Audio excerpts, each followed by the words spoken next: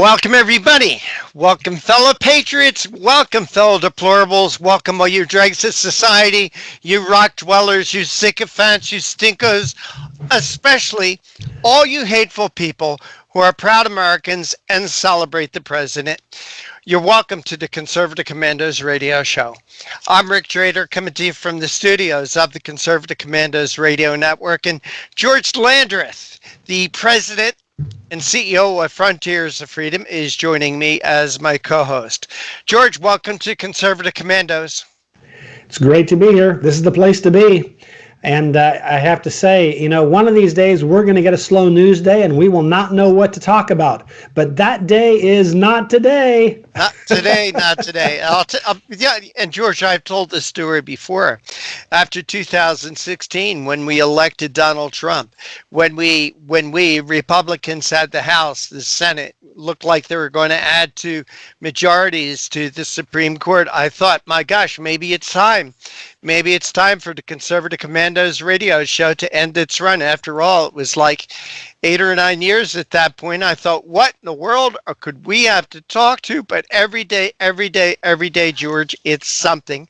And we got people like Colin Kaepernick, always saying stupid, idiotic stuff. The 4th of July, he said, quote, "We reject your celebration of white supremacy." George, the NFL is going to be playing the Black National Anthem. I didn't even know there was a Black National Anthem, but they are going to be playing the Black National Anthem for their first game. George, are we two countries now? Are we really a divided America? Not just left and right, Democrat, Republican, male, female, but are we now two countries, one black, one white? Sadly, I didn't think we were until the last week or so. But I was not aware. I had no idea that the 4th of July was considered by anyone to be white supremacist in nature. Mm-hmm. It's about this is the mission statement. This is what we're celebrating. The writing of something that says we hold these truths to be self-evident, that all men are created equal, that they're endowed by their creator with certain inalienable rights. Among these are life, liberty, and the pursuit of happiness. So I'm trying to figure out, time out. Where's the supremacy in that? There's no race at all in that. What there is in that statement is the aspiration that we as a people will be equal before the law, that we're endowed by our creator because our creator is our father and we are his children, every last one of us. And so to me, you have to have something wrong with you to look at that. Now, I understand that early on, we didn't fully live up to everything that mission statement implied. I gotcha. I don't disagree with that. But it doesn't change the fact that this nation was founded on a principle and dedicated to a principle that allowed us to be where we are today, where we have, you can be, my family came here in the 1600s. If I were a Frenchman, I would be a Frenchman. And if your family came here in the 1950s, you would not yet be a Frenchman. You'd just be someone living in France. Mm-hmm. In America, it's not like that. It doesn't matter. I've been here my whole life, but my family's been here for hundreds of years. If you are in America and become a citizen of the United States in that relatively short period of time, several years, you're an American. And that's a great thing, that you can become an American by subscribing to the belief that we're all created equal, endowed by our creator with these wonderful rights of life, liberty, and the pursuit of happiness. And so for Colin Kaepernick to say this strikes me as he's a lunatic. He's just a hateful idiot. He is. I don't know what injustice he's talking about that makes him believe, and I'm not saying there isn't injustice in the world. Every human being has experienced some injustice for whatever reason. And the bottom line is it's frustrating. I understand that. I didn't like it when I was treated unfairly, when I was judged harshly or out of context. It didn't feel good. I gotcha. But America is not about that, even though it may happen occasionally. The reality is America is about equality. It's what we stand up for. And it's why you can be a Bill Clinton who had a single mom, grew up in poverty, became president. It's why you can be Barack Obama, who was, as he would describe himself, a black man who became president. How does this happen in America? You don't have to be a billionaire. You don't have to be born into privilege or power to be a president. And so to me, that's phenomenal. That's what's great about America is you get to make your own way. You get to be judged on your own merits. And for Colin Kaepernick to pretend that none of this has happened, that's not who America is ignorant, it's stupid, and it's the only reason why he can't see it is he's blinded by blind hatred. Just a hatred of America. He despises America. He's not a patriotic American. There was a time people said, oh, well, he's being patriotic because he wants. No, he's not a patriotic American. He hates America. He's now revealed that because he will tell pernicious lies about America so that he can make headlines. Well, I'll tell you what else he's made, George. He's made millions of dollars. He's made millions of dollars playing football, and I'm judge him how you want to as a quarterback. I don't think he was that great. He had one great defense. He had a great defense. He was with a great team. He had one year he went to the Super Bowl, but he made millions of dollars, George Landrith. I'd like to see him do that in any other country of the world. George, the NBA has agreed to list social justice messages on their jerseys. Instead of the name on the back of the jersey, be it either Landrith or Trader or James or whatever, they're going to allow the players to put a social justice slogan on the back of their uniform. I know what mine would be: support the police. What would yours be, George Landrith, if you were a player in the NBA and you could put a social justice message on your jersey? I'd probably put oppose abortion, support innocent life. I like yours too, though.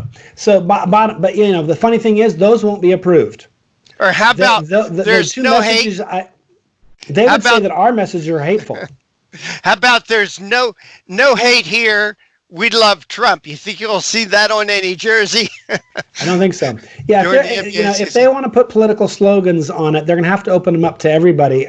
They won't, but they really ought to, because that's actually the concept of America. Is we all get to have our opinions, we get to talk about them, but now you don't get to. In America today, the America the left wants to create, the America that Biden wants to create, is an America in which when you say, wait a minute now, I'd like to push back a little bit on the agenda of this group called Black Lives Matter. I'm all for the idea that every life matters, including obviously Black lives. Every life matters. I can care about Black lives. They do matter. No problem there. The slogan is not the issue. It's the organization. And you say that, you lose your job. And it's just like, I'm sorry, this is not the America I grew up in. This is not the America that I think any rational human being would want to grow up in. You ought to be able to discuss things as human beings rationally. It's shocking to me. Just the other day, I wrote a review on Facebook about Hamilton, and I said I actually enjoyed it, even though I didn't think I would, because I'm not really into hip hop. But what I enjoyed was how they told the story of the founding through the eyes of Alexander Hamilton. They told it with respect.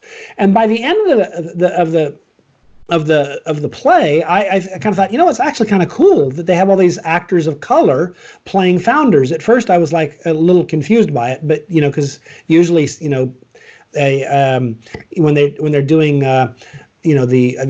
placing people in parts, they try to find someone that looks just like them or that with makeup will look just like them. They obviously didn't do that. But what I thought was cool about it is that what it made the message to me very loud and clear is that Jefferson and Hamilton and Washington and Madison, they belong to us all. They're all that's our heritage. It's not just, George or Rick's heritage because of the color of our skin. It's America's heritage. And so I actually like that about it. So I put that on my Facebook page. Got tons of likes. A ton of people reposted it. You know what? Today I've seen on the news, guess what? The left no longer likes Hamilton. They liked Hamilton before. They They liked liked Hamilton when President Pence went to see the Broadway play. Right. And after the play, the main actor come out and chastise President Pence. Remember that? They liked it then. They liked it then. They liked it They're then. all over it. Not so much anymore. But not anymore. Now that conservatives have looked at it and said, hey, wait a minute, there's something to recommend this. All of a sudden now they're making the guy who wrote it, the main actor too, he wrote it and so forth, a musical genius, because if you look at all he did, that it's not his first foray into this. He's actually quite talented. He has to apologize. He's been made to apologize, and it's just like, you got to be kidding me. Last week, the media loved this. This week, they don't. These people are insane. They've lost their freaking mind, and there is no end to this.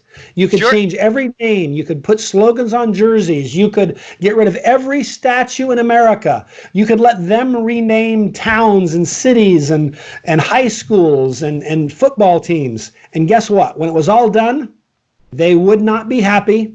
They would come back with more grievances, and the reason is because this is not about correcting injustice.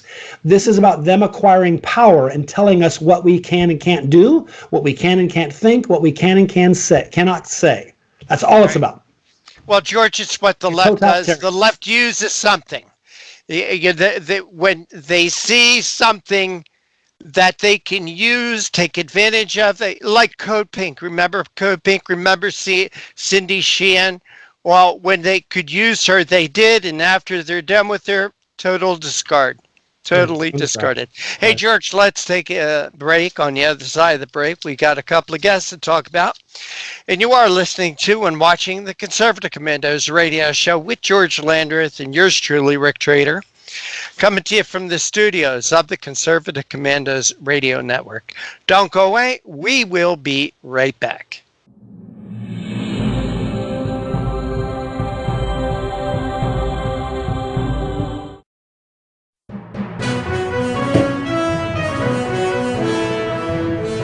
Everybody wants cheap airfare, but where do you find it? You call low-cost airlines. Their prices are direct from the airlines, and they're so low you can't find these fares published anywhere. They specialize in cheap flights, discount hotel rooms, cheap car rental rates, and great package deals anywhere around the world. Wherever you want to go, they can help you get there cheaply and with a best price guarantee. If you want the lowest prices on your airline tickets or other travel services, call now. That's right, call. That's the only way to get these rates. Experts are standing by 24/7 to get you the cheapest airfare and hotel rates available. So don't wait. Call right now for the lowest travel prices anywhere and for great last-minute travel deals too. Call 888-431-0562. That's 888-431-0562. 888-431-0562. 888-431-0562. Dish TV is better than cable TV. Here's why. Dish has the nation's lowest TV price, along with an award-winning DVR that can skip commercials, record 8 shows at once, and get access to thousands of movies at your fingertips. Cable simply can't even compare. So the smart choice is to cut the cable and get Dish. Plus, you get all these great TV features, free HD DVR upgrade, free installation, and free movie channels. Say goodbye to cable and get more with Dish TV. 877-290-7764, 877-290-7764. As an added bonus, you can switch to Dish now and receive a $50 Visa gift card. So call now and get Dish TV. Call 877-290-7764, 877-290-7764. That's 877-290-7764. Limited time offer, 24-month commitment and credit qualification required. Cancellation fee, monthly equipment fees, and other restrictions apply. Promotion can change at any time. Friend, do you remember when it felt good to withdraw your cash from the bank to expand a business, go on vacation, or buy a new car? Well, today, withdrawing your own cash has become a very risky business, according to The Secret War, a shocking new research report. I just read it. And folks, I was amazed to learn why banks are now required to spy on us for the government and then report any suspicious or unusual behavior. I suggest you get The Secret War free Just call the number on the screen, no charge, from the folks at Swiss America. And get this, did you know simply spending cash today may be enough to have you branded as a potential criminal? That's right. The new war on cash is really a war against all freedom-loving Americans. The secret war is yours, free, so call the number on the screen and you can tell them Pat Boone gave you the number.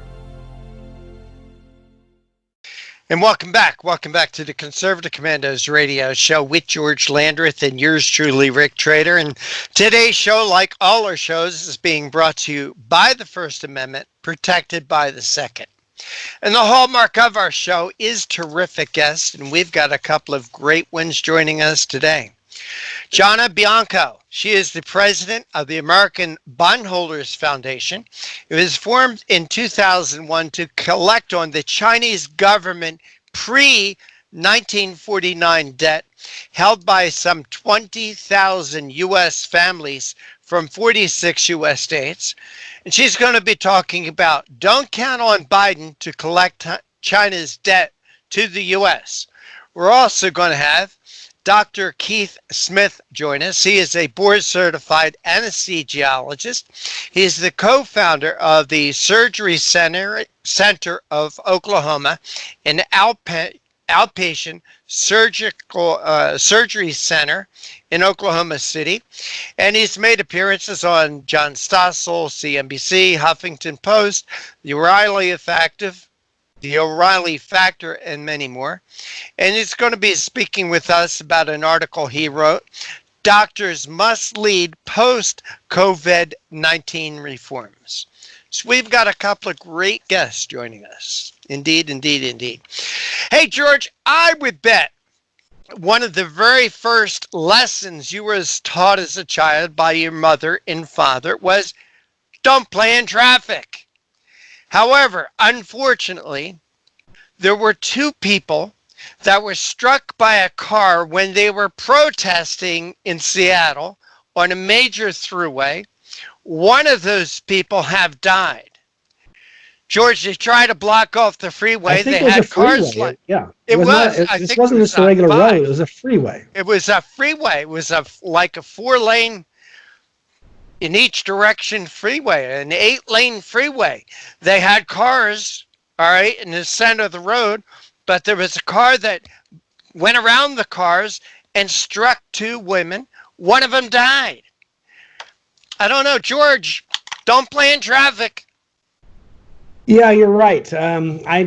To be honest, I learned that lesson so early in life, I can't tell you when I learned it. It was beaten into me. I don't mean like my mother beat me. I don't mean that. I'm just saying, but that message was, don't play in the street, don't play in the street, don't play in the street. To this day, if one of my kids were to, throw the ball out in the street, I kind of reflexively look back and forth before I run across the street. It's just because that's what my mother really just, that's what you do. Pounded into me just over and over. But what I find interesting also is how the media's told this story. Because I remember the first time I read the story, the headline talked about a man in a luxury car slammed into a protester. And they kind of implied that he ran into her and so forth on purpose. And then later I've read other news stories that say, the driver of the car was a black man. The protester was a white woman. And he did swerve and try to miss her. And she either saw him coming and misjudged how he was going to go or jumped in front of him anyhow. I don't know which, but they said anyhow. So the bottom line is I kind of scratch my head and think to myself, this guy's not a villain. And the headlines were designed to mislead us. And this is what leads me to believe that the press is largely most of them are comprised of basically people who are just lying sacks of rotting fecal matter. Because if you're trying to tell the truth, you could tell this story accurately.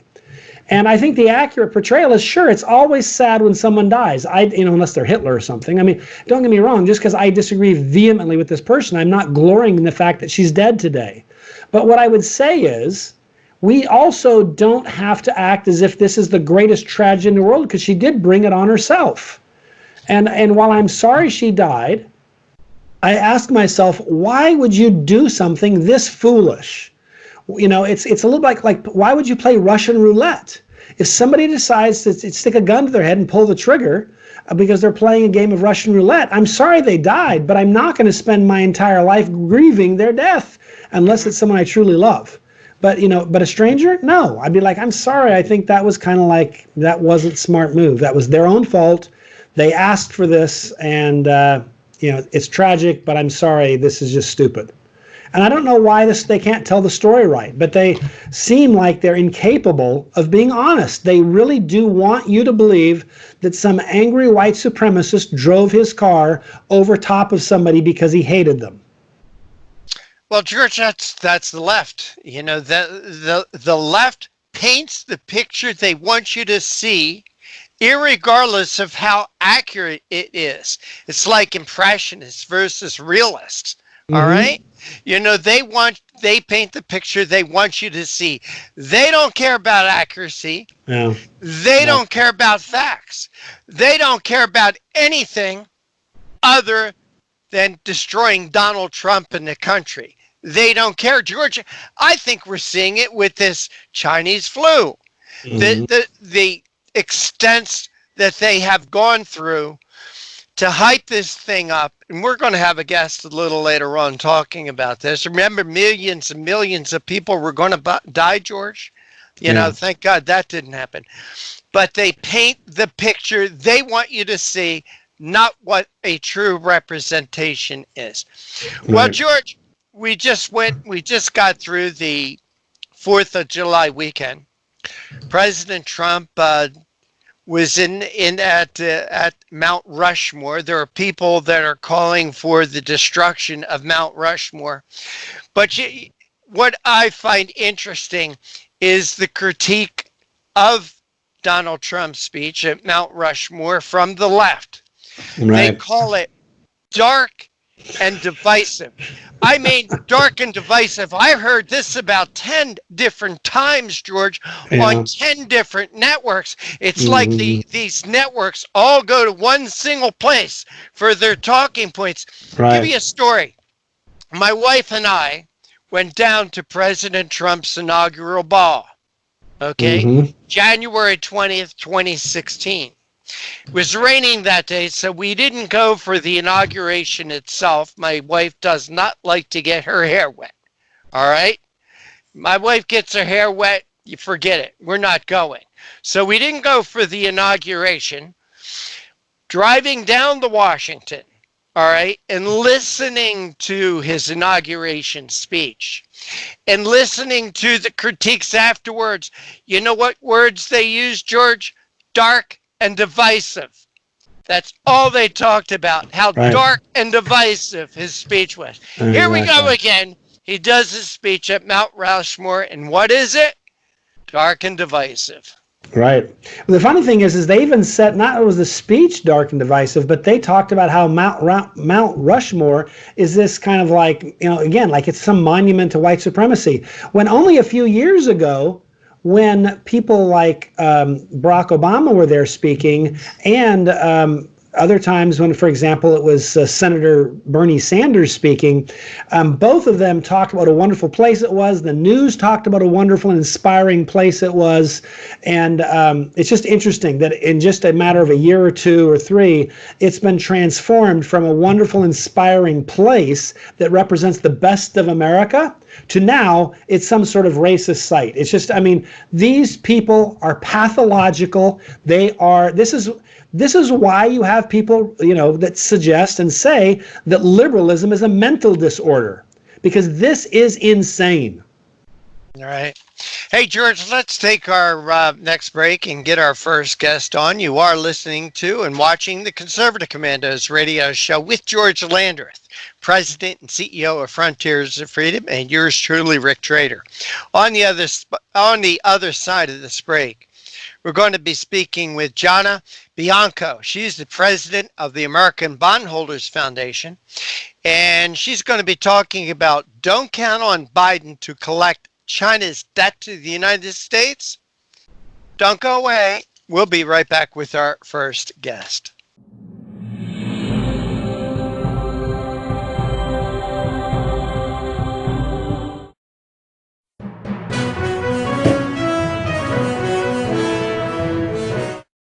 Mom, thank God you're gonna be okay. So relieved. But you both should know when my time comes, I have a final expense policy with Senior Care USA. Is Senior Care USA the life insurance policy that helps loved ones pay for funeral expenses and other debts? Bill and I called to get more information. Yes, and there's an immediate payout of up to $50,000. If you're over 50, call Senior Care USA now to learn more about final expense insurance plans. There's no medical exam, even if you have a pre-existing condition like I do. When I called, the quote was free, and there was no pressure. I found out that policies start for as little as 35 cents a day. Rates will never increase and coverage won't decrease. I'm gonna call today. Ask about the free prescription discount card. Oh, I'm so glad you'll be taken care of. Call 1-800-822-7419. That's 1-800-822-7419. But is it? It's really just the beginning, right? Have you written a book and want it published but don't know where to start? You're not alone. Page Publishing cuts through the confusion that most new authors face, like copyright protection, barcodes, printing, and digital uploading. We will get your book into bookstores now. We guide you through the publishing maze and help you distribute and sell your work in hard copy and ebook formats. That's right. We will digitize and place your book for sale on Amazon, Apple iBooks, and Google, offering it to millions. Don't waste another minute. Most publishers won't even look at new author submissions, but we're different. We review your book and provide you feedback in about a week. If we decide to publish your book, your work ends and ours begins. From copy editing and proofing to typesetting and book cover art, our team gets you into bookstores fast. Call 1-877-461-5033. Does your current bathroom need to be updated immediately? Introducing One Day Bath and Shower Remodeling, the complete and hassle-free way to get the new bathroom of your dreams in as little as 1 day, and for as little as $199 a month. Yes, the experts at One Day Bath and Shower Remodeling will come to you anywhere in the country and show you all the customized options. Now you can have a brand new bathroom in as little as 1 day. Large or small bathrooms, if you want a new bathtub or shower installed, we can do it in as little as 1 day. And if you call right now, you can save $750 off your remodel. We make it easy by offering you financing as low as $199 per month. So for as little as $199 a month, you can finally have the bathroom of your dreams. Call now to schedule your free in-home consultation. And thank you for staying with us. This is the Conservative Commandos radio show. I'm Rick Trader, your co-host. And for rebroadcast of our show, please check out our website, ccrshow.com. That's ccrshow.com. Also, be sure to like us, friend us, and follow us on Facebook and on Twitter. Jonna Bianco is the president of the American Bondholders Foundation, formed in 2001 to collect on the Chinese government's pre-1949 debt held by some 20,000 American families from 46 U.S. states. Jonna, thank you for joining us here in the Conservative Commandos. Nice to speak with you. Thank you. Thank you for having me. Jonna, you wrote an article, Don't Count on Biden to Collect China's Debt to the United States. Now, offhand, I would think China's debt to the United States, well, this is contrary to everything that we've been told, that the United States owes China massive amounts of money. So what are we talking about here? No different than a U.S. Treasury bond. Governments issue long-term debt, 30, 40, 50, 60 years. In fact, over in Europe, China is now issuing 100-year bond debt. This debt, just like the U.S. Treasury used its debt to finance our infrastructure and our operations, our government, other governments do the same. These bonds were due to mature in 1960, 11 years after the People's Republic of China communist regime came to power. But they refused to pay the American people the bonds that they owe, $1.6 trillion worth. Got to ask you this question. You started the American Bondholders Foundation, as it says in your introduction. China owes 20,000 U.S. families money. I got to ask you this personal question. Are you one of those families? I am, sir. I am one of those families. These bonds were actually given to me many, many years ago. And in the process of getting them vetted through the United States Treasury, Secret Service, FBI labs to confirm their authenticity, their legitimacy, we were told, yes, it's real. I said, great. Where do I collect my money? And the U.S. Treasury said, well, the problem is China doesn't want to pay. And I said, what do you mean they don't want to pay? Everybody has to pay their bills, pay their debt. And they said, well, good luck with that. At the time, I had no idea how many people held this debt, but I began to work on it. And that was at a time when I saw manufacturing being shipped overseas, our steel mills, our factories, our pharmaceutical industry, everything, Wall Street, corporate America, so desperate to get in bed with the Chinese for cheap labor that we have seen, and sold out the American people. And it infuriated me. And I began to work on it only to find out that there are 20,000 American citizens currently holding this debt that the American Bondholders Foundation honorably represents in 46 states. Wow.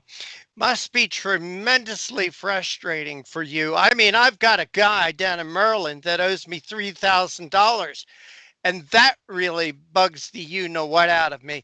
But to hold these bonds, and as you say, they are legitimate bonds, to hold this bonds and have no one seems to, am I right? No one's going to bat for you and the other 19,999 families that the Chinese owe money to? That's got to be very frustrating. It is beyond frustrating. I have handed out packet after packet, have testified before Congress. Every member of Congress has received information on this for the past 20 years. The administration, I've held communications with the IMF, with the World Bank. I testified at the World Bank and IMF. And it is a sad day when members of Congress say, you know, I'm just a congressman. There's nothing I can do. There's nothing I can do.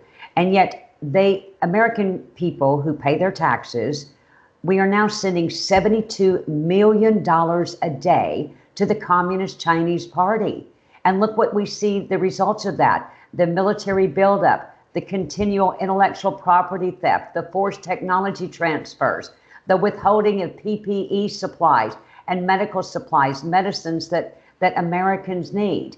At some point, it has to stop. And I believe that it will, now that we have President Donald J. Trump in office. Has President Trump been able to do anything in the first 3 years, 3.5 years now that he has been president? Well, he hasn't yet. I have met with President Trump. He knows about this issue. He has vowed to support this issue.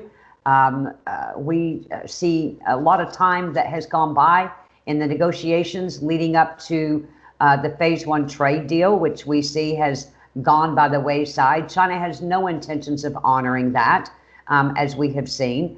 And I think it was China's intention, with the help and assistance of Secretary Mnuchin and others, that did nothing but buy and stall and buy time and stall, leading us up to the election in hopes that they can oust President Donald J. Trump and get in Beijing Biden, who himself has known about this issue while he was in the Senate and during his time as vice president during the Obama administration, went to China, as we know, and gave a speech on how safe it is to invest in America, and yet all along knew that China owed Americans far greater than what Americans owe China. And it's typical of the propaganda machine that the pro-China lobby puts out, stuffing politicians' pockets, getting them to push back on anything of holding China accountable to play by the same rules as the rest of the world. Jonna, you said that you've met with President Trump, you've met with other congressmen and senators. Have you met with any other president? I mean, since 2001, let's do a countdown.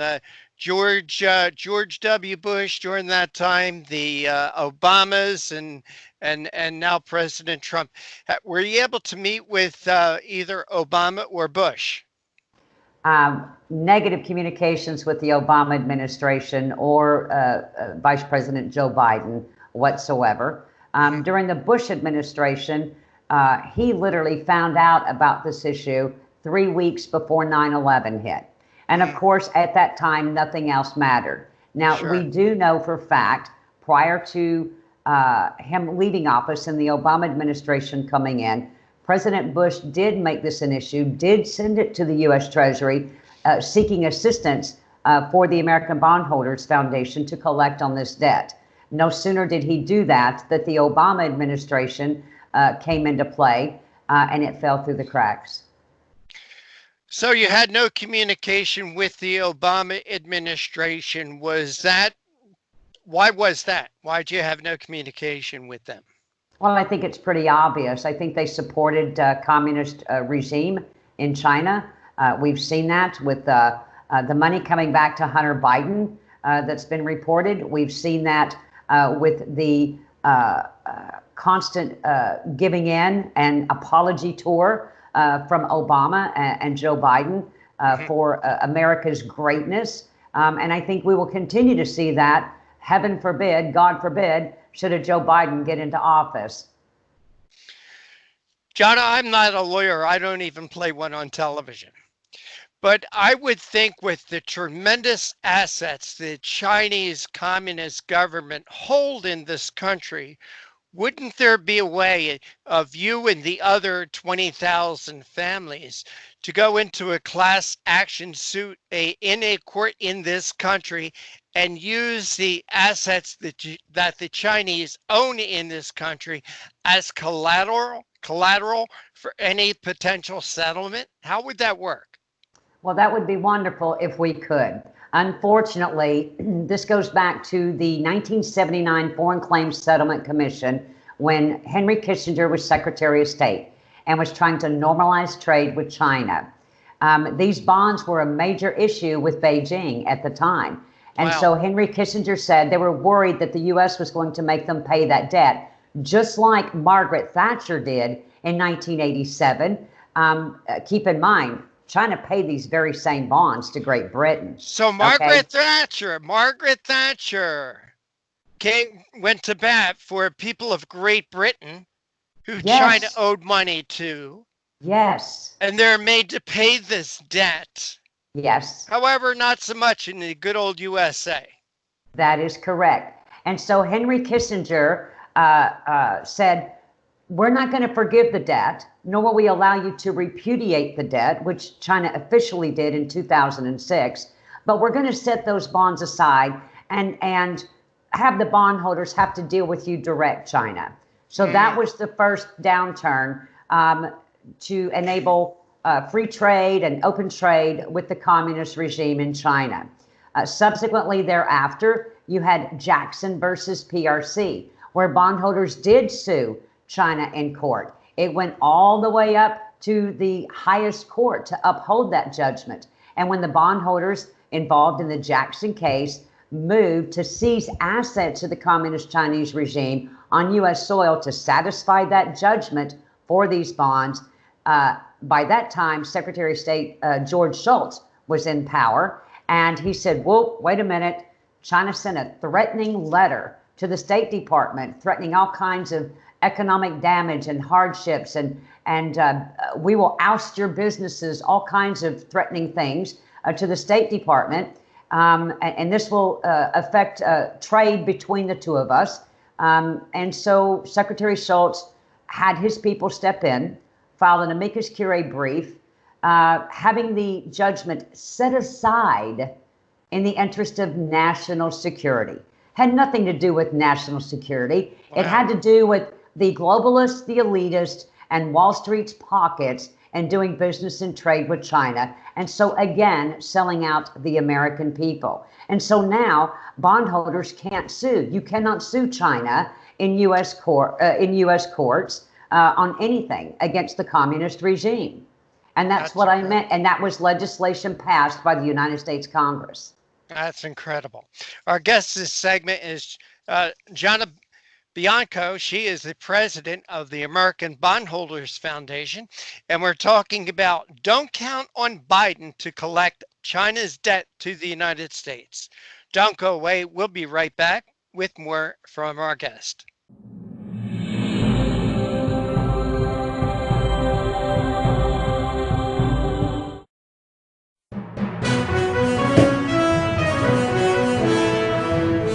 Attention homeowners. Do you have a house that's in need of serious repairs? Do you have tenants that never seem to make their monthly payments? How about code violations, past due taxes, or maintenance costs you just can't afford? Then call my friends right now at Quick Cash Offer. They specialize in buying any home, no matter how ugly the situation. Turn that problem property into cash right now. It's just that simple. One call and you can get rid of that home headache forever. They buy the ugliest houses with instant closings, instant cash, and huge savings. Plus, there are no realtor fees, no listing fees, and no repair costs. Just cash in your hands for that painful property. They're buying a few more houses in your neighborhood this month. So take advantage of this cash offer and call Quick Cash Offer now.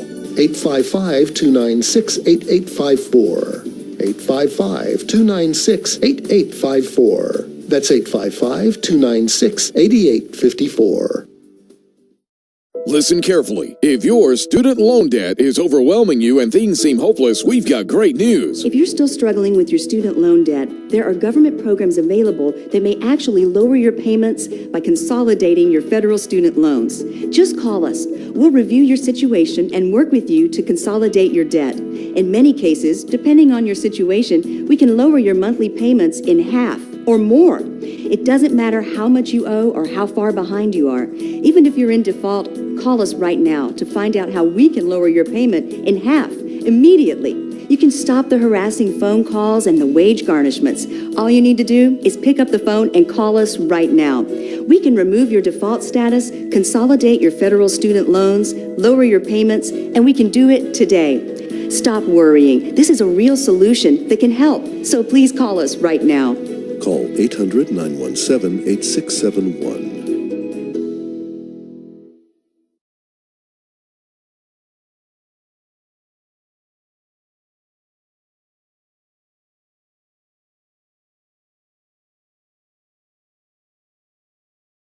Are you over the age of 50? Want peace of mind and financial security for your family?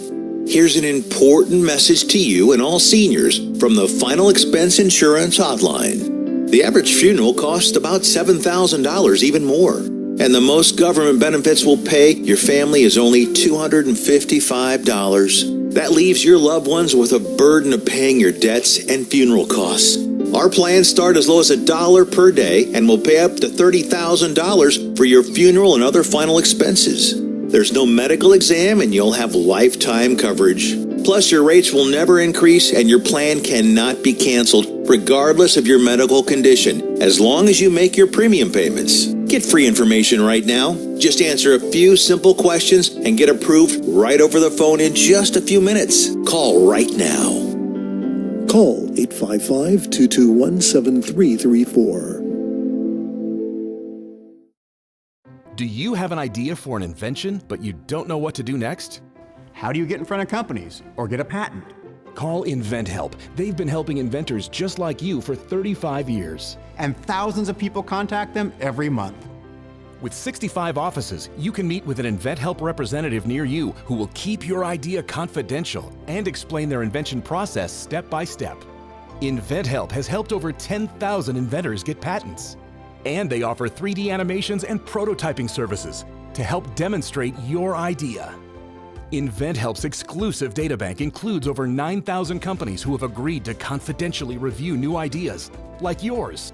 Don't wonder what to do next. Take action right now and get the help you need from InventHelp. InventHelp. Call today for free information. 800-880-2937. That's 800-880-2937 now. And welcome back. Welcome back to the Conservative Commandos radio show. And for a rebroadcast of our show, please check out our website, ccrshow.com. That's ccrshow.com. You can find our TV show there, our radio show there, as well as a lot of terrific articles and great information. Jonna Bianco is our guest. She is the president of the American Bondholders Foundation, and we're talking about don't count on Biden to collect China's debt to the United States. Jonna, thank you for holding through that break. We really do appreciate your time. Jonna, before we went to the break, you talked about, there was a law passed that you can't take the Chinese into courts and sue.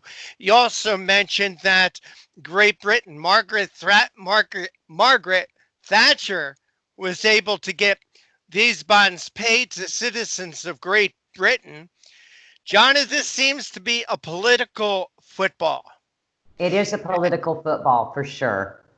And when Margaret Thatcher was able to get these bonds paid, but here in the United States, it seems like we've had a lot of politicians who were afraid to stand up to the Chinese.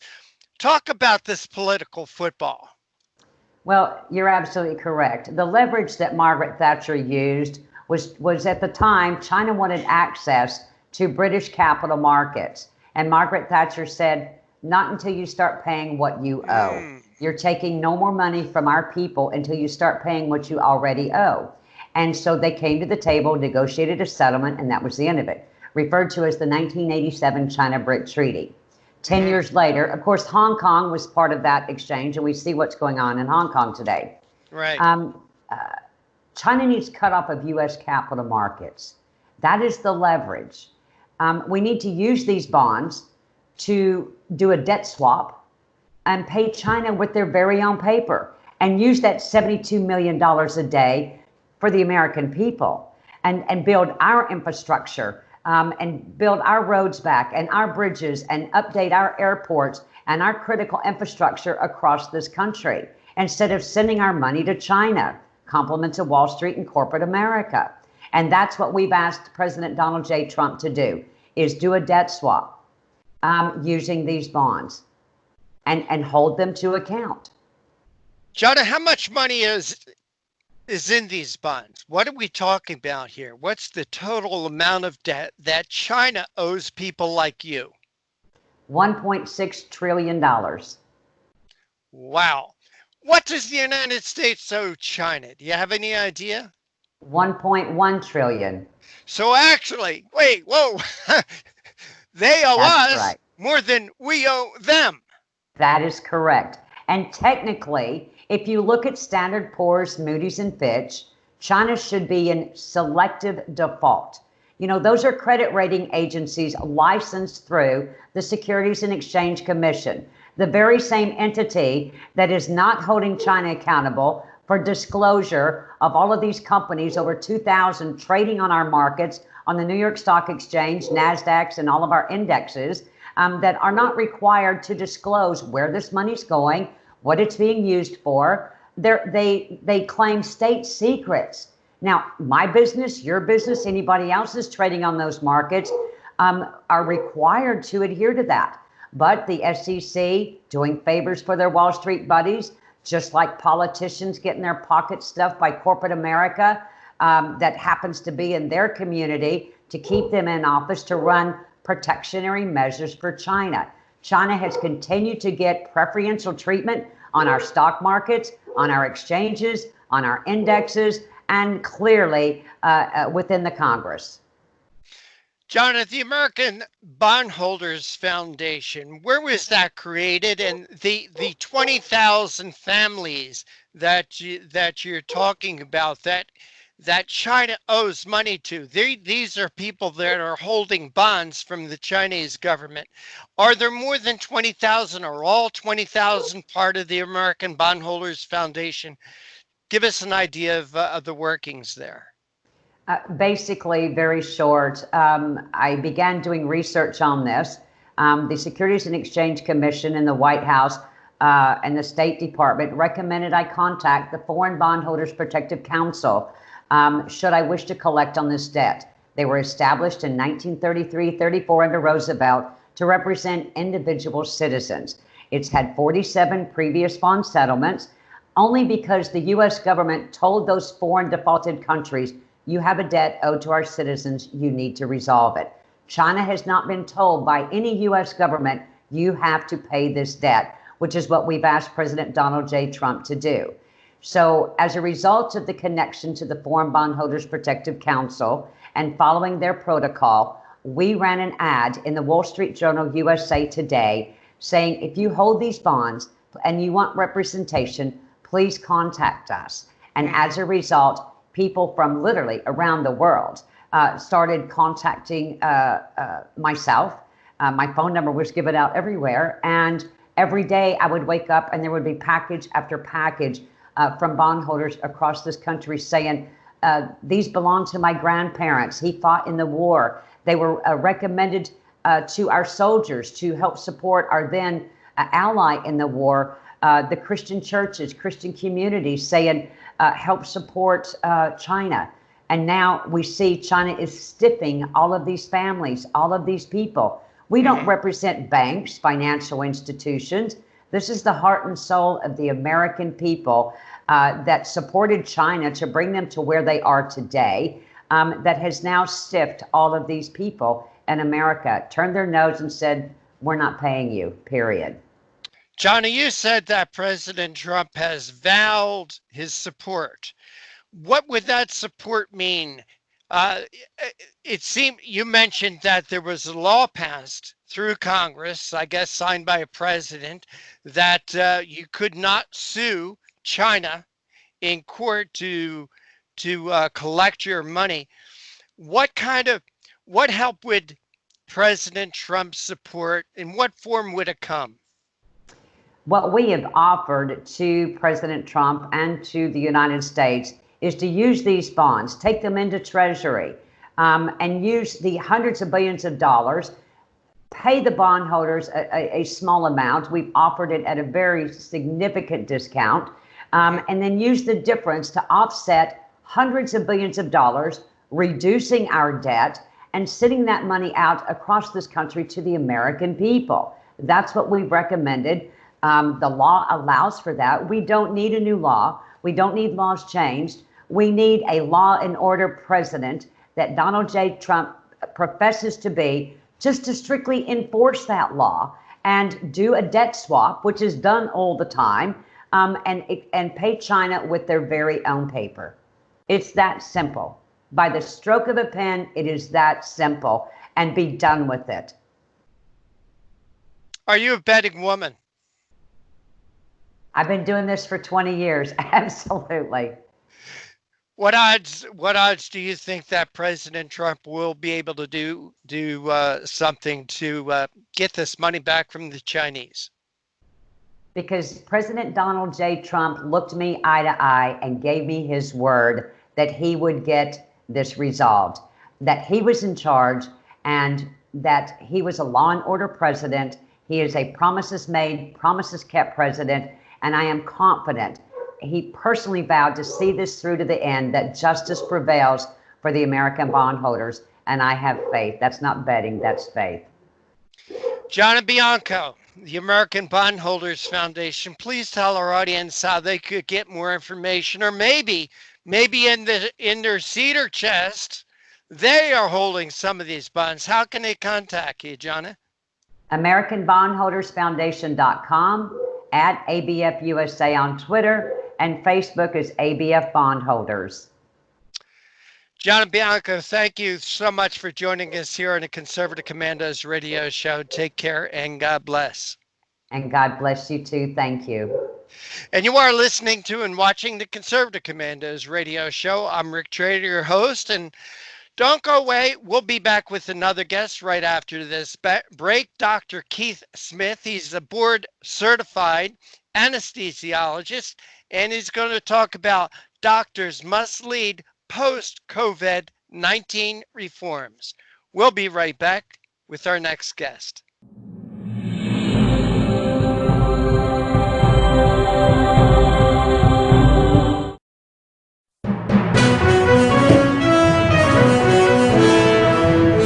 Here's a great way to save money on your prescription medications. If you take Viagra or Cialis, we can give you a way to pay as little as $2 a pill. Compare that to prices as high as $60 per tablet. Call now with your prescription and pay as little as $2 a pill. We offer 24/7 service and always free delivery and confidential packaging. Call Pharmacy Shop 24/7 to get generic versions of Viagra or Cialis for as little as $2 a pill, plus free discreet shipping. Broken AC, $4,600. Water heater, $1,500. Fridge on the fritz, $1,000. You need home warranty coverage from the Home Service Club for around $1 a day. If any of your covered appliances and systems break down, HSC will either repair or replace them. HSC provides coverage of up to 47 different appliances and systems in your home. I trust HSC. HSC has over 15,000 pre-screened, highly rated technicians with the fastest response time in the industry. They cover everything from ACs, stoves, fridges, pool pumps, and more.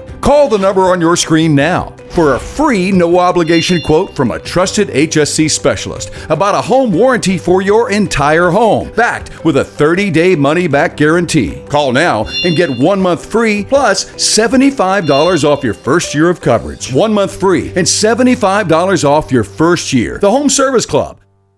I didn't know some Medicare Advantage plans may pay for dental visits. Did you? I didn't know some Medicare Advantage plans may pay for transportation to my doctor. Did you? I didn't know some Medicare Advantage plans may pay to have my prescriptions delivered directly to my home.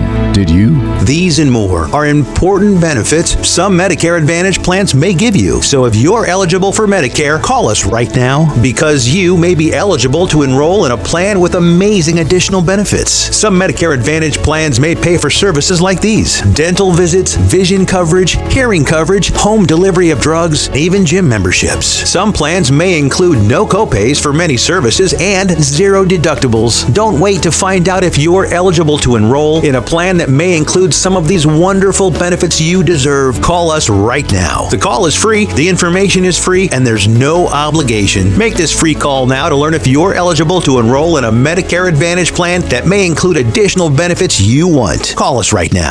Here's a great way to save money on your prescription medications. If you take Viagra or Cialis, we can give you a way to pay as little as $2 a pill. Compare that to prices as high as $60 per tablet. Call now with your prescription and pay as little as $2 a pill. We offer 24/7 service and always free delivery and confidential packaging. Call Pharmacy Shop 24/7 to get generic versions of Viagra or Cialis for as little as $2 a pill, plus free discreet shipping. And welcome back. Welcome back to the Conservative Commandos radio show with George Landrith and yours truly, Rick Trader. And want to give a shout out to folks who are listening to us on radio stations in Jacksonville, Tampa, and the Villages, Florida, Las Vegas and Reno, Macon, Georgia, Lancaster and Pittsburgh, Boulder and Colorado Springs, Milwaukee, Wisconsin, Long Beach, California, Arlington, Virginia, Washington, D.C., also seen on the AUN television network in San Francisco, Sacramento, San Jose, Chico, Wine Country, Silicon Valley, and Redding. And our next guest is with us, and it's a pleasure to welcome back to Conservative Commandos, Dr. Keith Smith. He's a board-certified anesthesiologist. He's also the co-founder of the Surgery Center of Oklahoma, an outpatient surgery center in Oklahoma City. He's made appearances on John Stossel, CNBC, Huffington Post, The O'Reilly Factor, and his writings have been featured in Reason Magazine, New York Times, Times Magazine, CBS News, and many other. Dr. Smith, it's been a while, but welcome back to Conservative Commandos. Thanks for having me. Appreciate your time. Also appreciate the article you wrote. Doctors must lead post-COVID-19 reforms. Doctor, you write in your article, millions of deaths didn't materialize despite what politicians and public health experts told us. What happened? Well, if they're in public health, that means they work for government, and that means they're no better at what they do than anybody else in government. This declared epidemic and disaster, like everything else in medical care, is far, far too important and far more deadly than any kind of responsibility the government should be entrusted with. It's always the private sector. It's always the free market that steps in and rescues us from disasters like this. If we were still waiting on the FDA and the CDC to give us testing, we'd still be waiting. I mean, the free market fortunately intervened, and we wound up having some testing that wasn't actually contaminated with the very virus it was meant to detect. So, government doesn't get anything. Government doesn't get anything right. Doctor, talk about that. You're saying the tests were infected with with what they were tested for. Do you think that, we're hearing stories about, and I believe more testing has been done for this than for any other illness ever of all time. And a lot of times you find what you look for. Do you think some of the tests, am I wrong in thinking what you said, that a lot of these tests were pre-contaminated? No, that's correct. And that's not my claim. That is an admission from the CDC. And once again, we're fortunate that the free market steps in and provides consumers what they need according to their preferences, not what the bureaucrats top down think that we need. So here they are, paid all this money to keep us safe, and they can't even get that right. So the point of my article is that people need to really understand that when the chips are down, it's market choices. It's markets. They're responding to consumer preferences. That's what keeps us alive. And if we depend on the government for our health care or, my God, the response to emergencies like this, we're all doomed. Dr. Smith, in your article, you write, and I'm reading from your article, what did come were lockdowns that may result in more deaths than a pandemic due to mental health issues, millions in economic damage, and the disruption of a generation's education. Wow, so we didn't get the millions of deaths, thank God, but what resulted was possibly as devastating? Well, you can reread your Frederic Bastiat and his important lesson, What is Not Seen, in his fallacy of the broken window. And what is not seen are how many patients' cancers advance to another stage because elective surgeries were arbitrarily banned.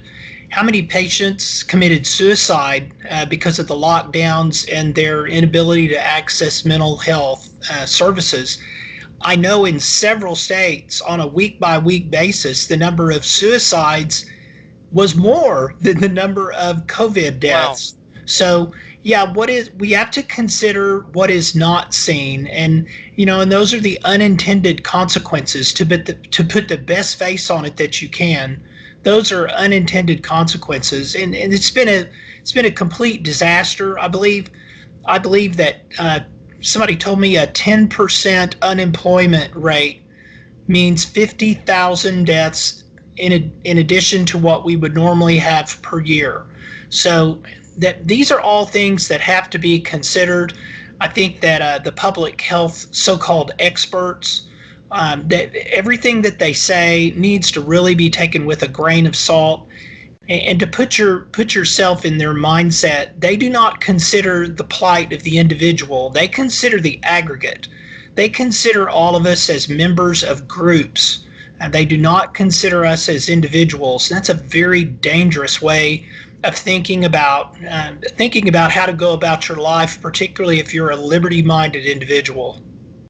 Dr. Smith, you mentioned 10% unemployment rates would result in 50,000 deaths. Where would these 50,000 deaths come from?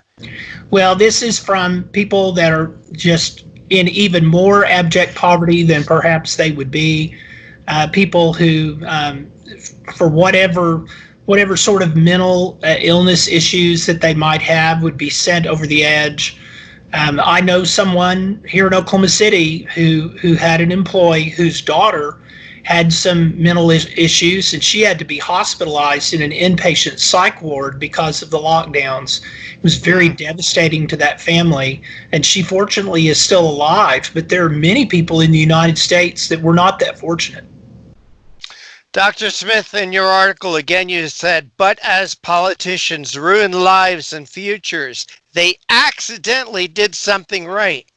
They showed how government medical industrial complex has for decades separated patients from their doctors, making the medical care provided by physicians harder, more expensive, and less effective. Yeah, for anyone who was on the fence considering whether we should throw the pint of gin and the car keys to the teenager, that is Uncle Sam taking over all of healthcare, I think this has been a good lesson. Wherever the government has been involved, there has just been a disaster. The other perhaps silver lining is I think that a lot of people's skepticism has been awakened. I think there may be a new breed of American who is more discerning, who does not believe everything that comes through the television screen from the talking heads, much of which has been admitted was lies. You know, Dr. Fauci, he hasn't just lied, he's admitted that he's lied. So can we call him a liar now? I mean, whenever this guy speaks, how... If you want to be accurate. Well, I mean, how does the guy have any credibility whatsoever? And even worse is the head of the CDC, Robert Redfield. You don't have to look back that far to find statements that Redfield has made back in the early 90s that were incredibly alarmist. And his hysterical alarmism about the disaster that AIDS represented for heterosexuals was rewarded. His ambition was rewarded. This is the guy who said 20% of all heterosexuals would die of AIDS in the next 2 years at one point. He never retracted that. He never apologized. This is a fellow who really should have no credibility, along with our admitted liar, Dr. Fauci. Dr. Smith, you also talked about hydroxychloroquine and the study. What's your take on it? Mine is it's become a political football, and the worst thing that happened to hydroxychloroquine is Donald Trump talked about it. And of course, anything Donald Trump talks about is wrong, it's a lie, it's BS. That's according to the left. What's your take on it? Well, you have to keep in mind the study that claimed that hydroxychloroquine was deadly and devastating when it was used in this treatment was retracted from the two journals that printed it. One was the British medical journal Lancet, and the other was the New England Journal of Medicine. Also keep in mind that the editor of Lancet and the editor of New England Journal of Medicine years ago resigned in disgust, and on the way out the door told everyone less than half of what was in those journals was reliable or believable. So half. These journals, yes, half. Well, and they were being very kind. So these journals have become an arm, basically a marketing arm, as someone described them today, of Big Pharma. They've become a marketing arm of all of the people who you and I want nothing to do with our health care. And they printed this article, and of course, it's a political football. Many of the studies, and I don't think there is an exception, the studies out of Europe showed that hydroxychloroquine, or as many people refer to it, Plaquenil, combined with azithromycin in some cases, not all, and combined with zinc supplement, made all the difference in when hospitalizations went wrong for COVID patients. So whatever the New England Journal or Lancet prints something like that, everybody, instead of saying, oh my gosh, this is some This is some illustrious journal, every word of which should be believed. Hopefully now, as I said earlier, the skepticism of people will be awakened. Even some of the people in the medical community who frankly need to be shaken by the caller and be more discerning. All right. Dr. Smith, we have to take a quick break. Could you hold on for us, please? Sure. You are listening to and watching the Conservative Commandos radio show with George Landrith, President and CEO of Frontiers of Freedom. I'm Rick Trader, and we're coming to you from the studios of the Conservative Commandos radio network. Dr. Keith Smith is joining us today. He is the co-founder of the Surgery Center of Oklahoma City. We're discussing an article he wrote, Doctors Must Lead Post-COVID-19 Reforms. Don't go away. We'll be back with more from our guest right after this break.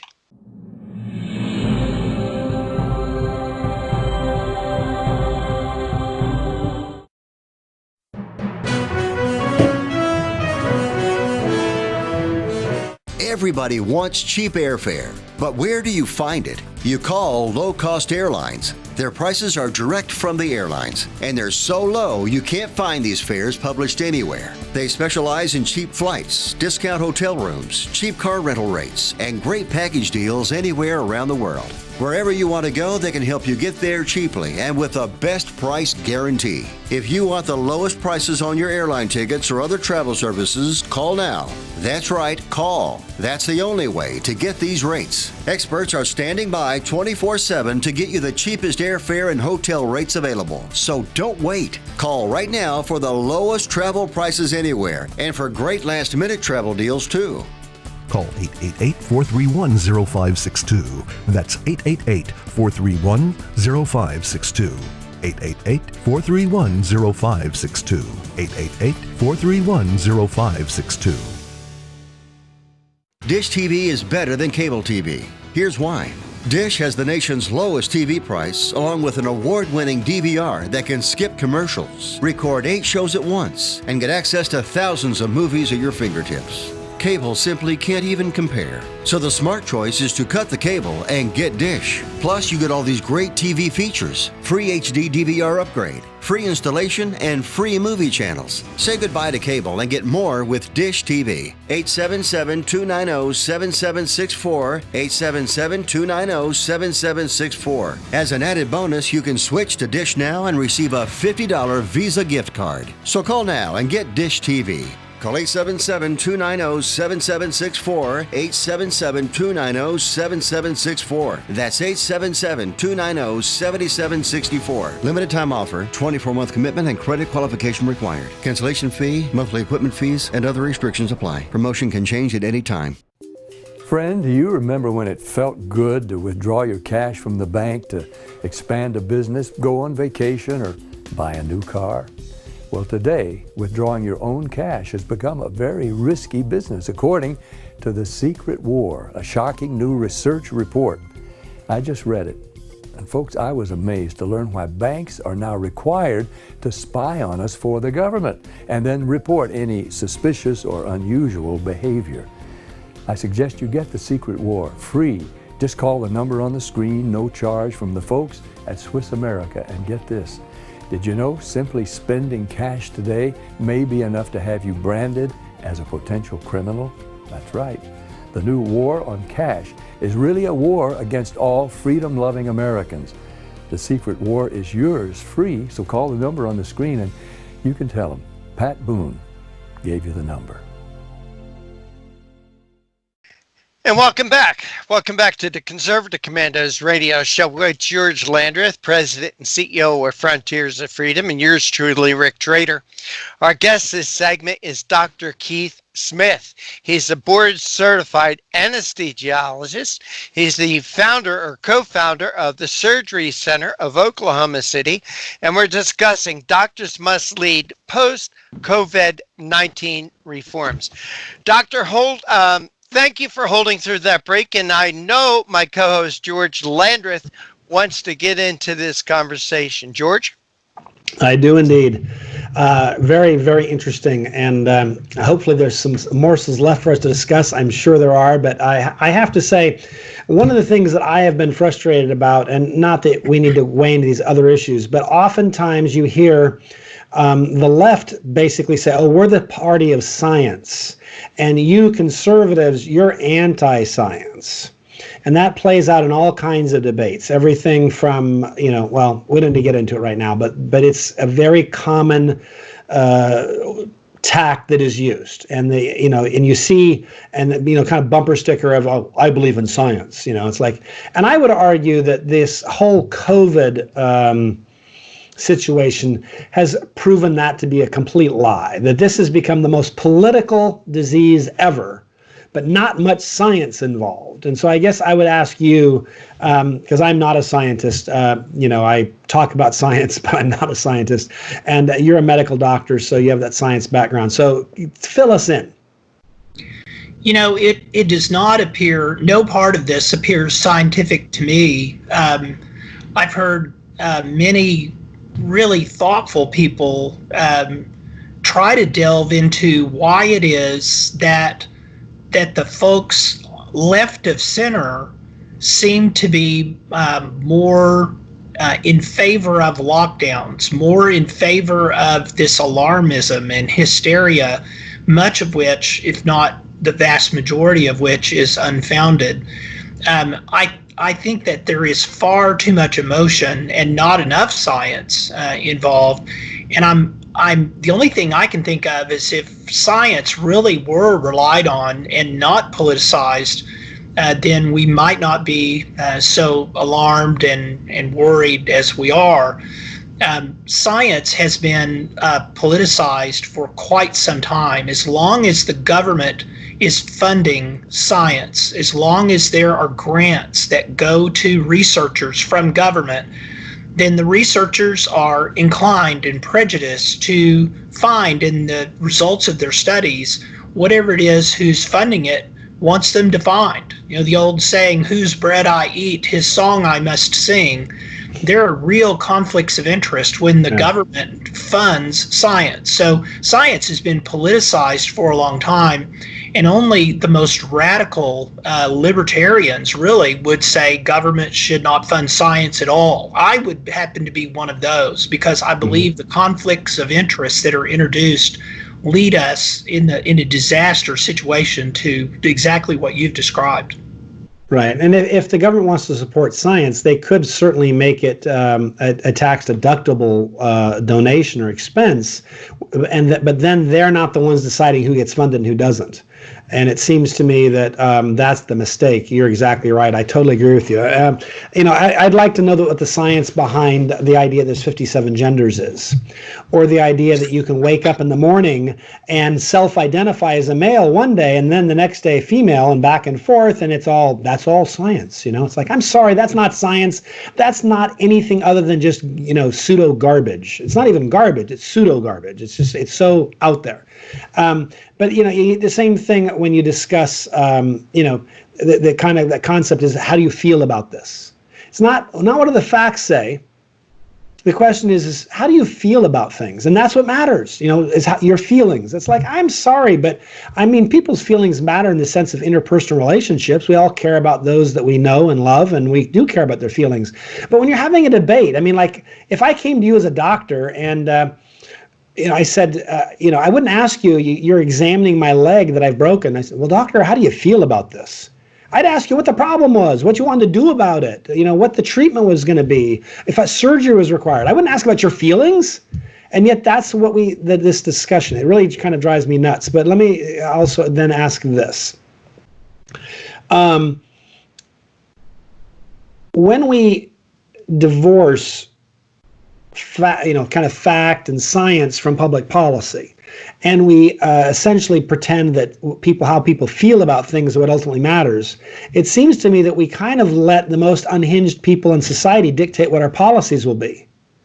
Because most people probably don't feel deeply about this or that, but the people who do, they dictate. And I think we see that playing out now in lots of things. But, I guess my question would be, when it comes to science, how do we ensure that science is actually used and not essentially almost bastardized by government mandates and people who pretend to be in science but aren't actually?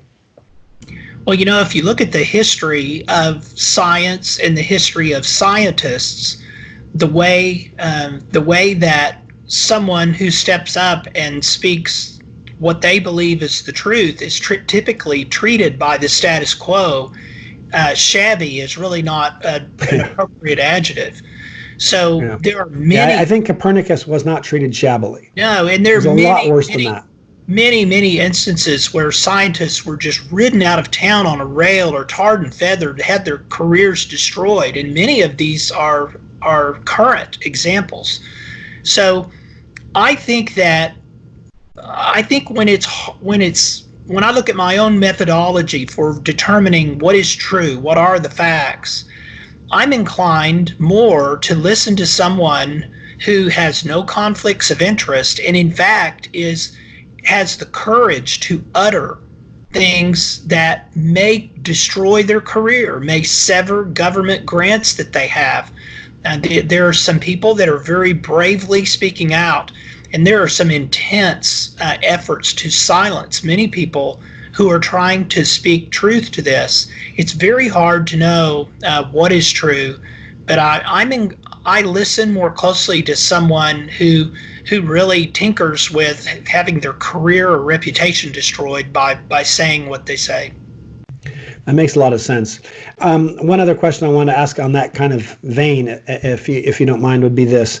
As we look at the process, part of the scientific process is essentially to be able to openly discuss things and openly report findings and to try to replicate them. But the idea now is, it seems to me, that there are certain things that are off. Don't do that. I don't care what the science says. That's just not okay. And that strikes me as about as unscientific as you can get. And yet that's kind of, these same people tell me and kind of lord over us how scientific they are.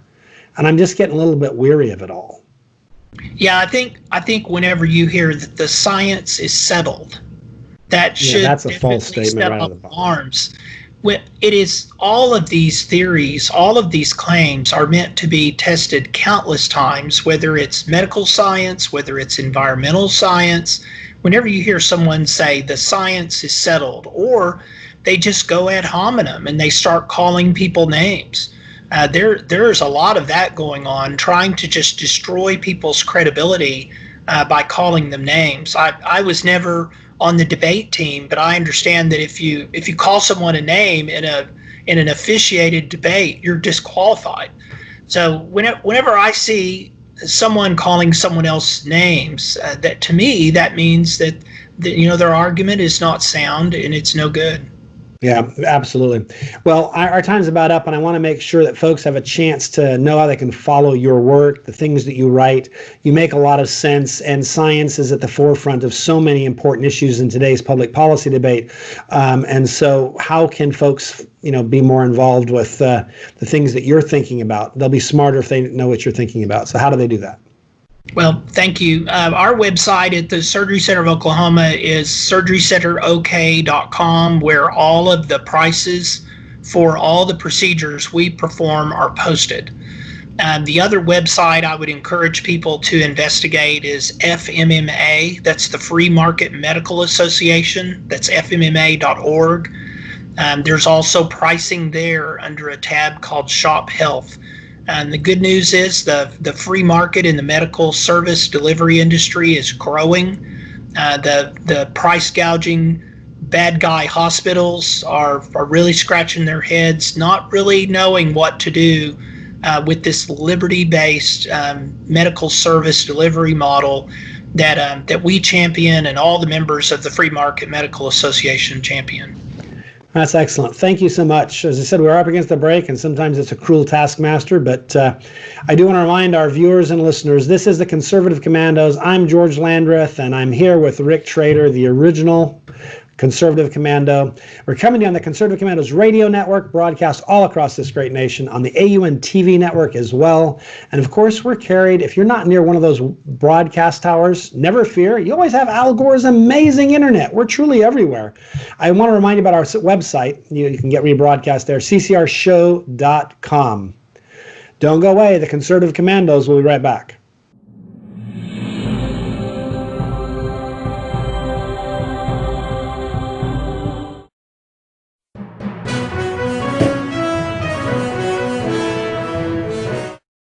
Mom, thank God you're gonna be okay. So relieved.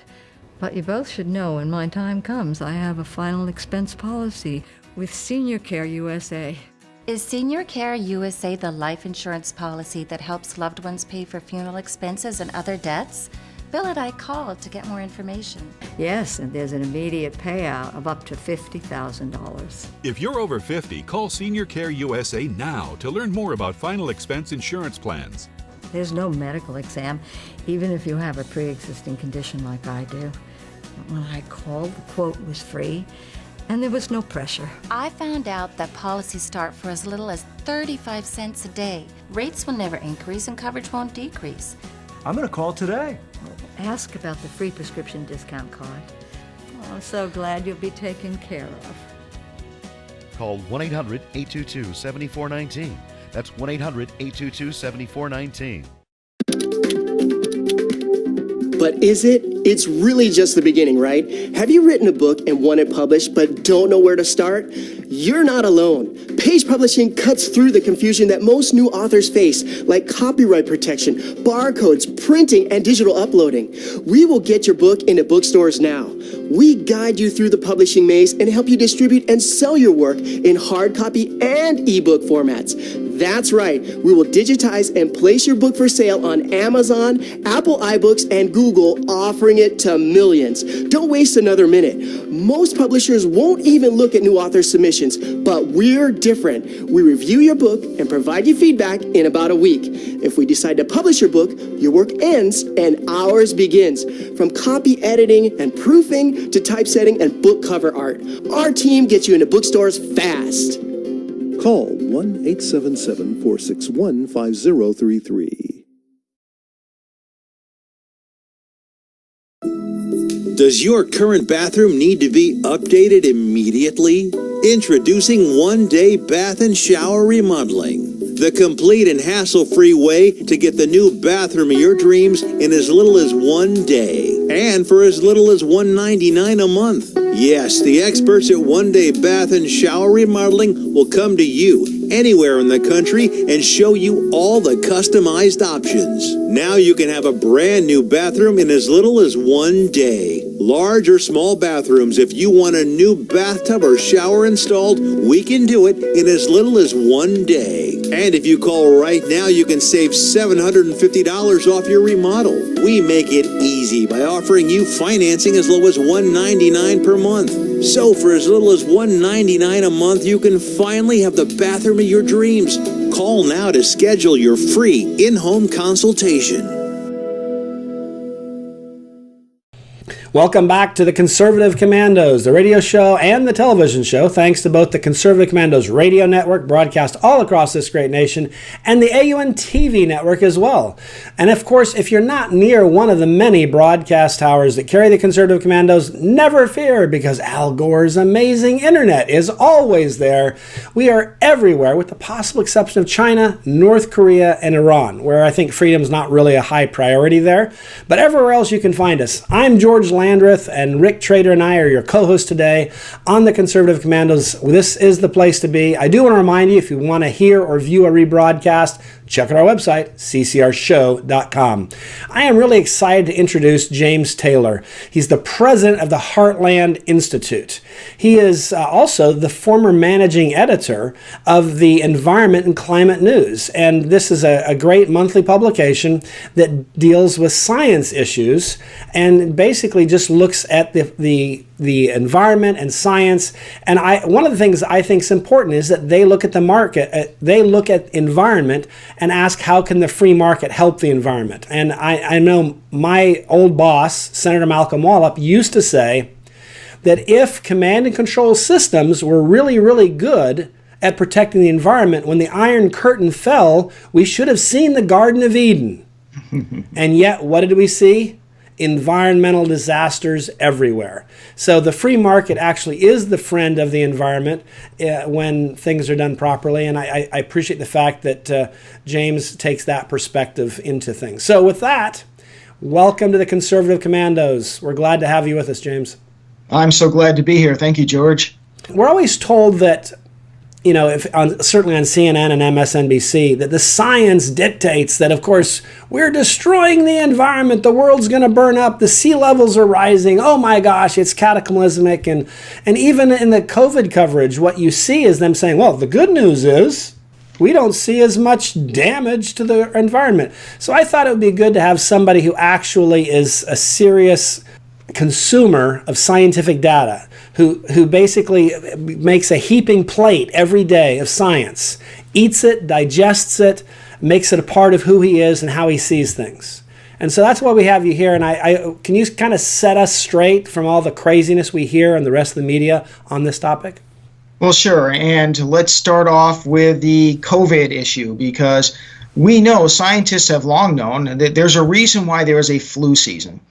Because influenza, like many other viruses, it has a very difficult time spreading and having tremendous impact during warm weather. Heat, humidity kill the flu virus.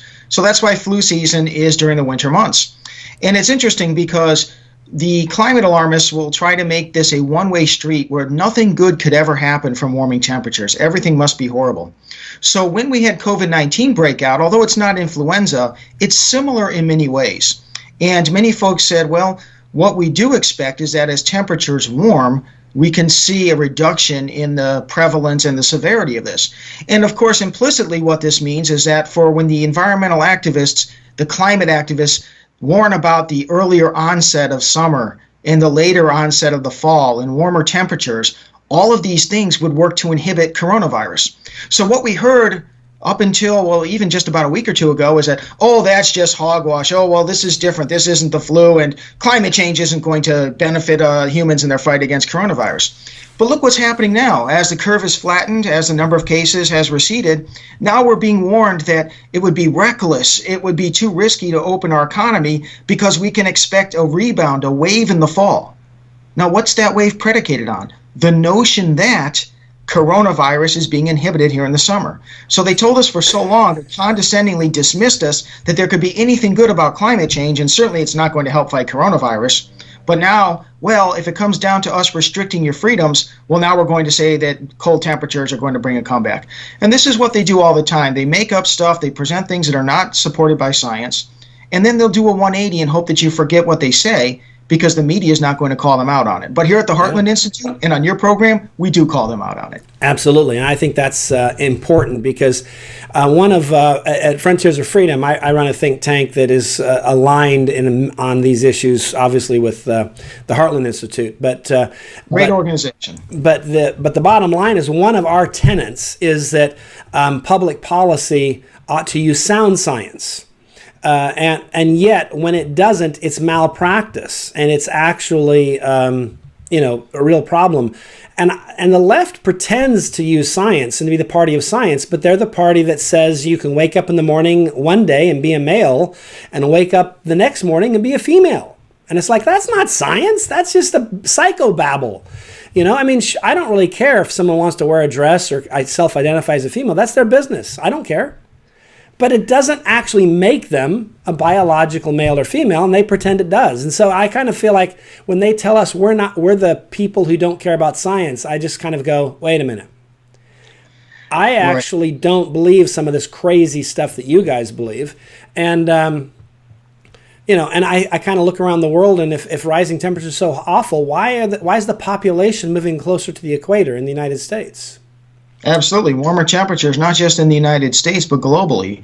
There's much more population closer to the equator than closer to the poles. Yeah. And regarding science versus the speculation of the alarmists, if we go back 30 years, when the United Nations issued its first assessment report, the United Nations Intergovernmental Panel on Climate Change, they forecast that we would have an increase in droughts, increase in floods, increase in hurricanes, increase in tornadoes, etc.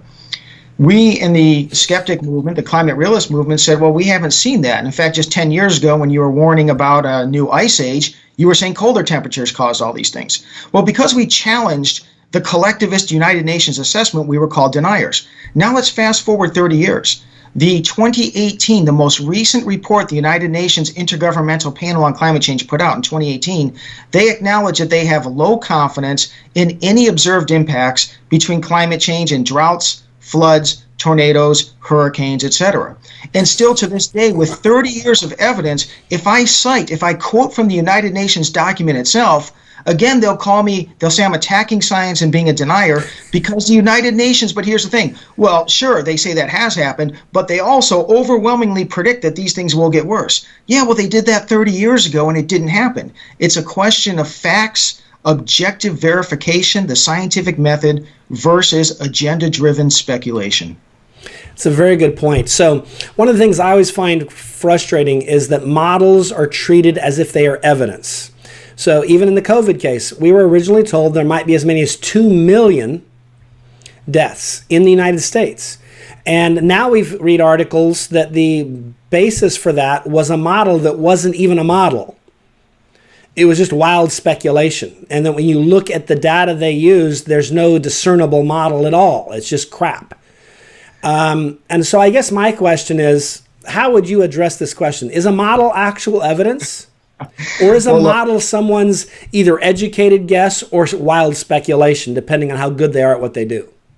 I can write a computer program that'll have space invaders invading the Earth tomorrow. In fact, people made a lot of money off that as a video game, but it doesn't mean it's going to happen. Models are only as good as the accuracy of your assumptions that you're programming them with. For the coronavirus, we had to make assumptions and guesses. For climate change, there is a much larger number of issues that we need to make guesses and assumptions on that we simply don't know what's going on. And so the point is this: when we have the coronavirus and we're trying to predict based on models what's going to happen a week or a month from now, and it's failed spectacularly, why are then we told to blindly accept somebody's model in which he's dealing with an issue with many, many, many more factors farther out in the future? It's just silly. Certainly we can look at the models and we can scrutinize the models and see if they're helpful, but it's silly to say that somebody's model is evidence, let alone proof, regarding climate change. It's simply a speculative prediction based on imperfect knowledge. And most of the time, the folks who are making the models are paid to make the models, and if the crisis goes away, they will no longer be paid to make the models. They have a self-interest in alarmism. There you go.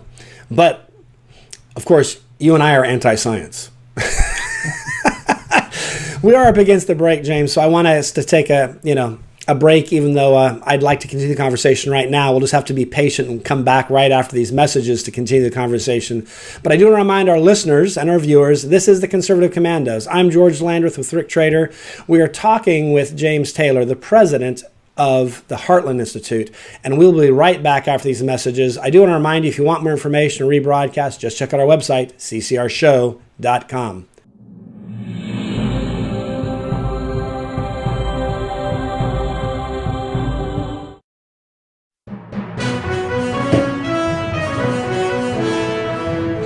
Are you a veteran and are you a homeowner? Then think Streamline and maybe save yourself a few $100s every month on your mortgage. A VA Streamline refinance. It's called a rate reduction loan because mortgage interest reduction is exactly what it does. It's just for veterans and it lowers your mortgage rate so you can save on mortgage payments every month, every year. That's a lot of money saved. And it's so easy to qualify. You don't need pay stubs, a W-2, or bank statements. You don't need a home appraisal. It's fast and easy to apply. And mortgage interest rates are very low right now. So a VA Streamline refinance makes it super easy and super affordable to take advantage of this opportunity and really cut your monthly mortgage payments. Veteran and homeowner? Call us to find out more. 888-893-7491.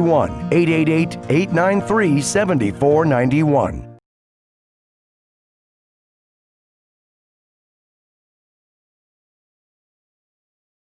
Do you have an idea for an invention, but you don't know what to do next?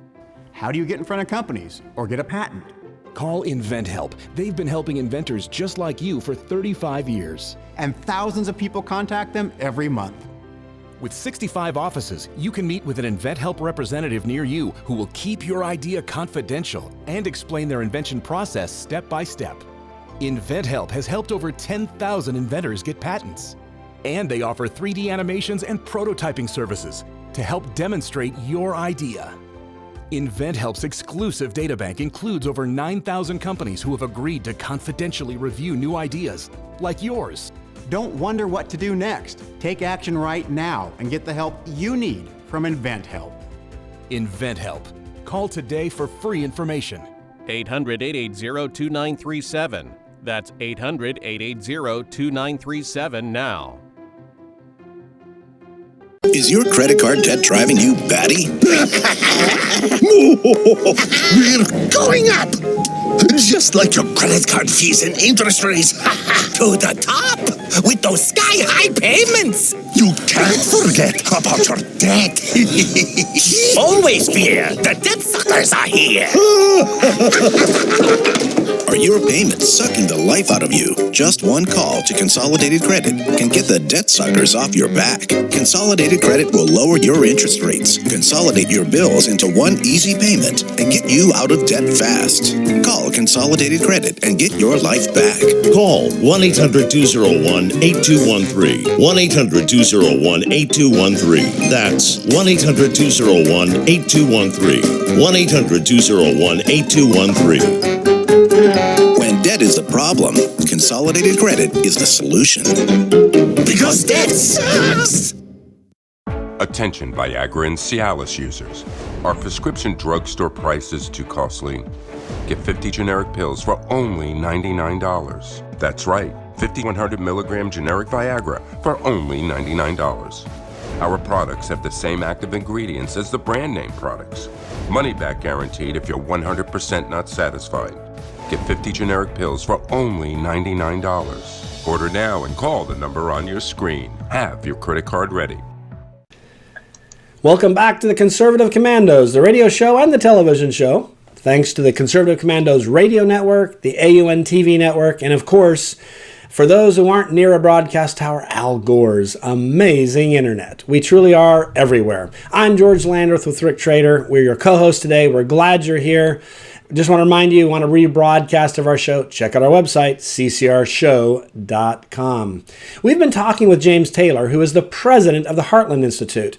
He has also served for more than a decade as the editor of the the Environment and Climate News. This is a monthly publication that's devoted to sound science and free market environmentalism. And he has appeared both at conferences all over the country and maybe even around the world, but also on every network you can think of. Even, quite frankly, some that you might consider a little hostile to his pro-freedom approach. So we've been having a great conversation, and I really appreciate, James, you spending this time with us. Let's look at, before the break, you were talking about this question of how, science versus predictions or models. And so let's get into let's stop. Let's not look at models because they're actually just predictions. They're not facts. What do the facts say? What has actually happened? What do we're going to be heading into, for example, the summertime, which is historically the time for hurricanes. What does the data say? Not someone's telling us what it's going to say. What has it said in the last 15, 20 years? The government's put in some pretty high-tech things. What does it tell us? Right. And by the way, when you mention some of these programs or networks that you wouldn't think I had been on, MSNBC, CNN, etc., they won't have me on anymore because, I'm pretty good at taking apart their garbage. So that's long in the distant past. But for reasons like this, hurricanes. Hurricanes have always happened. They always will. Global warming didn't invent hurricanes. Yet anytime there is a hurricane, we're told that global warming caused it or made it worse. But what we do know objectively from National Oceanic and Atmospheric Administration data is that the number of hurricanes and the number of tropical cyclones around the world is declining. It's an objective fact. It's been documented. Here in the United States, we recently went through the longest period by far in our recorded history, going back to the mid-1800s, without a major hurricane strike. In fact, it was almost twice as long. It was over 11 years, almost twice as long as the previous record without a major hurricane strike. And I used to tell people as we got to 7 years, 8 years, 9 years, well into the record, watch and see. The first time a major hurricane hits, it's going to be caused by global warming. And sure enough, that's what they said. Yeah. Even the United Nations Intergovernmental Panel on Climate Change says they have low confidence in any link that can be established between climate change and hurricanes. And yet here we have, for example, just in the past week, the National Oceanic and Atmospheric Administration, they produced a study in which they said, yes, there has been a decline in tropical storms throughout the world.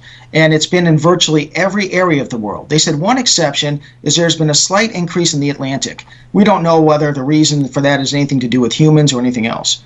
So the Miami Herald, they published an article, and it's titled Climate Change, Pollution Impacts Hurricane Formation in the Atlantic, NOAA study says. That's not what the study said. And the whole takeaway is that we are seeing fewer of these hurricanes. That's what the media does. But even NOAA, the National Oceanic and Atmospheric Administration, in a different study that they also published this past week, they said that it is more likely now, their records show that it is more likely for tropical storms to become strong hurricanes than has been the case in the past. So the New York Times, the Washington Post, CNN, etc., have all been producing these breathless stories about now we're seeing more strong hurricanes. But they're parsing the words. What the NOAA study said is that if you have a tropical storm, and remember there are fewer of them now, they've documented this, it is more likely to become a hurricane.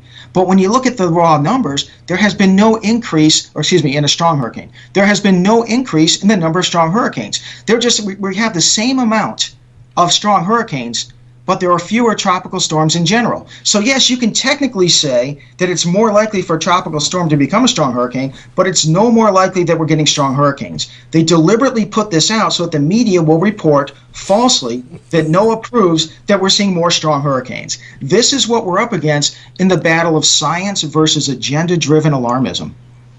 Yeah, it seems like they're not even trying to be honest is the thing that bothers me about it. I mean, you and I could look at something and I might say, maybe it's a movie and I'd say, wow, that was a great movie. And you might say, it was okay, I didn't like it. That's a difference of opinion that's well within the reason of normalcy, right? My favorite color is blue. Maybe your favorite color is green, whatever, who cares? But science really ought to be about some facts, and I don't understand why science is starting to feel like art to me. I like it, you don't like it. It's like, come on, this is just pathetic. And we have the referees, the self-appointed referees of the scientific debate and the media, who do everything possible to ban and sweep under the rug climate realists who point out the facts like we're doing here today. And I hope that listeners and viewers, I really hope you'll check out a website. It's climaterealism.com. climaterealism.com. We at the Heartland Institute, we launched this last month, and the point of the website is this. Each and every day, my staff, as well as myself, we go onto Google and we look at the stories, we Google search climate change, and we see what garbage, climate, alarmist, scare of the day stories are out there. And then we How do you find time to do it? Because there's so much garbage out there. I mean, that must be like, you must have 1,000 employees who do nothing but look at it. Well, there are plenty of stories that we just don't have the staff to debunk, but we take the ones that are getting the most media coverage, right, and then we produce that day, or at worst the next day, but usually on the same day, we will produce the science. This shows why it's garbage in a way that people can understand. We're not speaking to eggheads. So if you go to climaterealism.com today, we'll see us presenting the evidence that I just explained about hurricanes, and we document how the claims by the media are absolute garbage. Yeah, I think that's very important because in any field, if you know your stuff and then you listen to the media, you know how misrepresentative they are of reality. I know you're a lawyer. I am too. And when I hear them talk on constitutional principles, it's the same thing. It's like they didn't even attend high school civics class. Right. They know so little. And the problem with science is that it can be a little bit, you can get lost in the weeds, and the average American may not be a scientist. So I think it's very useful to have that resource where you can... especially when they're blacking us out, because we won't be quoted, we won't have these perspectives provided, even to a small extent, in those alarmist media articles. Right. Yeah, exactly. I do find it interesting they call us deniers, because that's an attempt, I think, to malign you, kind of like with the Holocaust, almost Holocaust deniers, who are not only kind of stupid, but they're hateful. You know, I mean, there's something kind of bigoted about most people I've ever listened to that deny the Holocaust. So it seems to me their attempt is to do that. And I find myself going, what's the agenda there? That you slime someone you disagree with? Because generally when someone says something I disagree with, I have no interest in sliming them. I just want to address the mistakes they've made and demonstrate where they were wrong. But that's not what these people do. These people want to say, you're a bad person because you disagree with me. Right. They want to take attention away from the underlying scientific issues and the scientific discourse that can get us closer to the truth, but instead try to use propagandized terms that elicit strong emotional reactions so that we never have that discussion. And I'll give you an example. When the United Nations released their first climate assessment, as I mentioned 30 years ago, the UN said that we can see 0.3 degrees Celsius of warming each decade for the next century. That's what they predicted. Now, climate realists like myself, the scientists I work with, we said, well, look, over the 20th century, we've seen an increase of about 0.1, not 0.3 per decade, and we don't see any reason why that'll change. When we did so, we were accused of attacking science, attacking scientists, being deniers, etc. Well, what happened? 30 years has passed, and we've been able to measure temperatures. And the amount of warming that's occurred has occurred at a pace of 0.13. So almost exactly what the climate skeptics said. And so now the IPCC has reduced their estimate from 0.3 to 0.2 degrees per century, or excuse me, per decade. In other words, they've already met us halfway in the middle. They've already acknowledged unilaterally that at best for them, they were at least as wrong as we were. And pretty soon they're going to have to come closer to us because, again, the temperatures are warming more slowly than that. And yet the media continue to label people who said from the very beginning, no, we're not going to warm that quickly, as deniers, as science attackers, etc. And that's the battle we're in, unfortunately. Absolutely. Well, James, could you make sure that you share with us how we can, you've given us a website, but just review with us the different ways we can find out the things that you're working on, so that when we have a science question, we want to know how it impacts public policy, we can go to somebody who actually cares about science and isn't looking for agenda-driven science. Right. And at the Heartland Institute website, heartland.org, you can find that regarding climate science, medical science, healthcare issues, school issues, budget and tax issues, etc. So heartland.org. As far as our daily debunking, the climate scare of the day, that's climaterealism.com. And one more resource we also launched this last month. Policymakers, teachers, students, many of them have said, we're overwhelmed by all the evidence you provide. So if somebody says climate change causes hurricanes, can you provide a short, concise statement, document that'll give the truth? So at climateataglance.com, we have one-page summaries. They're written for people who aren't science experts, but they are scientifically credible and compelling, usually with a compelling visual graph. And there you can have a one-page summary that you can understand the issue and show it to your alarmist friends and neighbors and say, what have you to say to this? So those are a few websites, and I greatly appreciate you giving me the opportunity to share them. Oh, absolutely. Thank you for spending this time with us. It's been very enlightening. I do want to remind our viewers and listeners, this is the Conservative Commandos. I'm George Landrith and Rick Trader, and I will be right back after these messages. Don't